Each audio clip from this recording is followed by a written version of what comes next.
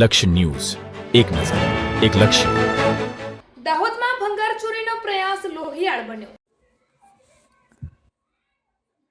દાહોદ શહેરના રળિયાતી વિસ્તારમાં ભંગાર ચોરીના ઈરાદે આવેલા કેટલાક શખ્સોએ એક વૃદ્ધની નિર્દયતાથી હત્યા કરી ફરાર થઈ જતા વિસ્તારમાં ચકચાર મચી ગઈ હતી. આ બનાવની જાણ થતાં સ્થાનિક પોલીસ તાત્કાલિક ઘટના સ્થળ પર પહોંચી ગઈ હતી. પ્રાપ્ત માહિતી મુજબ રળિયાતી વિસ્તારમાં રહેતા વૃદ્ધ પોતાના મકાન નજીક હાજર હતા ત્યારે મોડી રાત્રે ભંગાર ચોરીના ઈરાદે આવેલા શખ્સો ત્યાં ઘૂસી આવ્યા હતા. આ દરમિયાન વૃદ્ધે ચોરીનો વિરોધ કરતા આરોપીએ તેમના પર જીવલેણ હુમલો કર્યો હતો.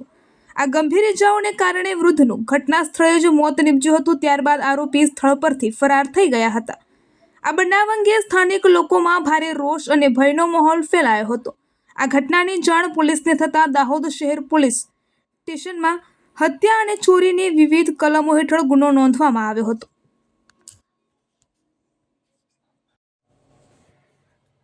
આ ઘટનાની ગંભીરતાને ધ્યાનમાં રાખીને દાહોદ જિલ્લા પોલીસ વડાના માર્ગદર્શન હેઠળ ક્રાઇમ બ્રાન્ચ, LCB અને સ્થાનિક પોલીસની અલગ અલગ ટીમો બનાવવામાં આવી હતી.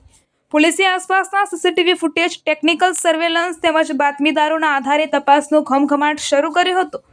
ક્રાઇમ બ્રાન્ચને મળેલી ચોક્કસ બાતમીના આધારે ગણતરીની કલાકોમાં જ સડોવાયેલા શખ્સોને ઝડપી પાડવામાં સફળતા મળી હતી.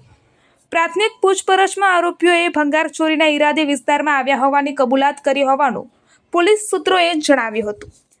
હાલ પોલીસે આરોપીઓની વધુ પૂછપરછ શરૂ કરી છે અને આ ગુનામાં અન્ય કોઈની સંડોવણી છે કે નહીં તે દિશામાં તપાસ આગળ ધપાવવામાં આવી રહી છે. આ બનાવે દાહોદ શહેરમાં કાયદો અને વ્યવસ્થાની સ્થિતિ અંગે પણ અનેક પ્રશ્નો ઊભા કર્યા છે.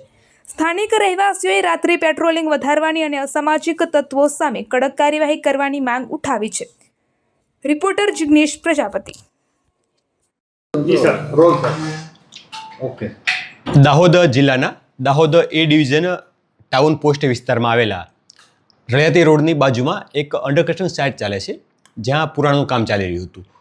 ત્યાં ચોકીદાર તરીકે કામ કરતા એક વ્યક્તિની તારીખ 6ના રોજ સવારે 8 વાગ્યાની આસપાસ બોડી મળી આવી હતી કે જેના માથાના ભાગે ઇન્જરી કરી અને એમનું મોત નિપજ્યું હોય એવું માનવાને કારણ હતું. આ બનાવની જાણ થતાં જિલ્લા પોલીસ અધિક્ષક શ્રીની સૂચના અને માર્ગદર્શન હેઠળ LCB, SOG, A division police, B division પોલીસની વિવિધ ટીમો બનાવી સમગ્ર વિસ્તારમાં સર્ચ કરવાનો, ગુનો ડિટેક્ટ કરવાનો અને આરોપીને શોધી કાઢવા માટે પ્રયત્નો ચાલુ કર્યા હતા. આમાં ડોગ સ્ક્વોડ, FSL વગેરેની મદદ લેવામાં આવી હતી. સમગ્ર વિસ્તારનું ડ્રોન દ્વારા સર્વેલન્સ કરવામાં આવ્યું હતું અને આ સમગ્ર ઘટનાઓને સાંકળી પોલીસને માહિતી મળી હતી કે ભાઈ આરોપી છે એ નજીકના વિસ્તારમાંથી તે આવવાનું મનાઈ આવે છે. આ જ વસ્તુને ટેકનિકલ પુરાવાઓ અને પોલીસને મળેલી હ્યુમન ઇન્ટરેસ્ટ દ્વારા સમર્થન મળ્યું હતું અને તમામ બાબતોને ધ્યાનમાં રાખી પોલીસની ટીમ દ્વારા સર્ચ અને કોમ્બિંગ કરવામાં આવતા એમાં જે વ્યક્તિ છે દ્રિપલ અમલિયાર કે જેમના દ્વારા મર્ડર નિપજાયું છે એમને શોધી કાઢવામાં સફળતા મળી છે. આરોપીને પકડ્યા બાદ તપાસ દરમિયાન જણાય એવું હતું કે જે જગ્યા છે ત્યાંથી આ વ્યક્તિ છે લોખંડનો ભંગાર હોય એ લઈ જવાનો પ્રયત્ન કરતો હતો. અગાઉ પણ કદાચ એને પ્રયત્ન કર્યા છે. આ દરમિયાન આ ચોકીદાર છે મનુભાઈ પરમાર એમણે એમને રોકવાની કોશિશ કરી હતી અને જે બોલાચાલી થઈ હતી આ અન્વયે આરોપી દ્વારા તેમને માથાના ભાગે પથ્થર મારી એમનું મોત નિપજ્યું હોવાનું પ્રથમ દ્રષ્ટિએ જણાવ્યું છે.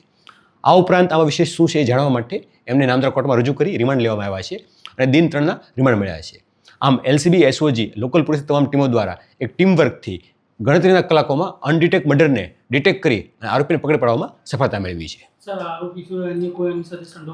અને હાલમાં કોઈ સંડોવ જણાવ્યું નથી. તેમ છતાં તેમના રિમાન્ડ લેવામાં આવેલા છે અને રિમાન્ડ દરમિયાન અન્ય કોઈ વ્યક્તિ છે કે કેમ, અન્ય કોઈનો રોલ છે કે કેમ એ તમામ બાબતે વિગતવાર તપાસ કરવામાં આવશે અને જે કાંઈ છે સત્ય બહાર કાઢવામાં આવશે.